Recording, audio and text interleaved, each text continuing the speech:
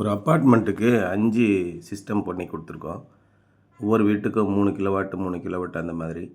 ஒரு வீட்டுக்கு மட்டும் ஃப்யூச்சரில் என்ஹான்ஸ் பண்ணுற மாதிரி 4 கிலோவாட் இன்வெர்ட்ரு, அதில் வந்து 3 கிலோவாட் சோலார் பேனலு. ஒரு வீட்டுக்கு 3 கிலோவாட் சிஸ்டம், ஆனால் பேனல் மட்டும் 2 கிலோவாட் அந்த மாதிரி நம்ம பண்ணி கொடுத்துருக்குறோம். இங்கே இருக்கிற மொத்தம் 5 பேருக்கு 4 பேருக்கு ஒரே பேங்க்கில், கனரா பேங்க்கில் அப்ரோச் பண்ணி லோன் வாங்கி கொடுத்துட்டோம். அதே மாதிரி இம்மிடியட்டாக அவங்க எல்லா பேருக்குமே வந்து சப்சிடி ப்ராசஸும் ஸ்டார்ட் பண்ணியாச்சு. ஒரு 10 நாளுக்குள்ளே சப்சிடியும் வந்துடுது. இந்த மாதிரி போடும்போது என்னென்னா, அப்பார்ட்மெண்ட்டில் பெரும்பாலும் நிறைய பிரச்சனைகளை எதிர்கொள்கிறாங்க. 2 பேர் வந்து சோலார் போட்டுக்கணும் ரொம்ப ஆர்வமாக இருக்காங்க.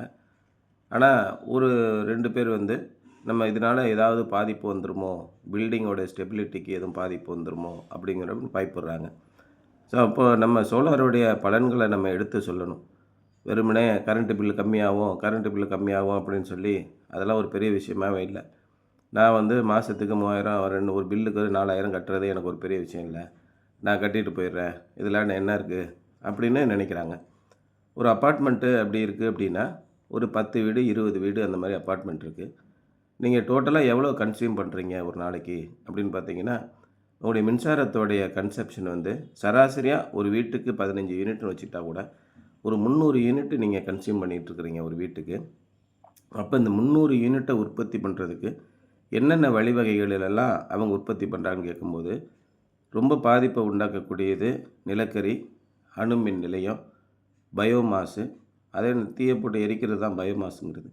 அதேமாரி பெட்ரோலியம் ப்ராடக்ட்லேருந்து நம்ம ஜென்ரேட் பண்ணுறது. இந்த மாதிரியான வகைகளில் நம்ம மின்சாரத்தை உற்பத்தி பண்ணும்போது கடுமையான அளவுக்கு பாதிப்பை நம்ம பூமிக்கு உண்டாக்குறோம். அதோட நம்முடைய மின்சார வாரியத்திற்கு மிகப்பெரிய சுமையை ஏற்படுத்துகிறோம். அவங்க டிரான்ஸ்மிஷன் லைனெல்லாம் போட்டு மெயின்டைன் பண்ணி தான் கொண்டு வர வேண்டியிருக்கு.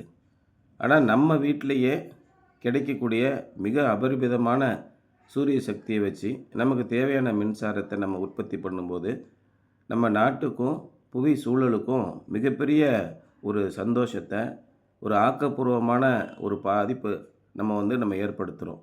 ஏன்னா 1 கிலோவாட்டு சோலார் சிஸ்டம் நீங்கள் போட்டிங்க அப்படின்னா ஒரு வருஷத்தில் 1 டன் கார்பன் டை ஆக்சைடை நீங்கள் மிச்சப்படுத்துகிறீங்க இந்த வளிமண்டலத்தில் இருந்து.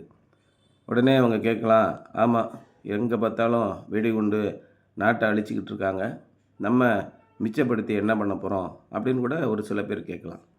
ஆனால் பாதிப்பு ஒரு பக்கம் ஒரு 10% ஆட்கள் வந்து நடத்திக்கிட்டே தான் இருப்பாங்க.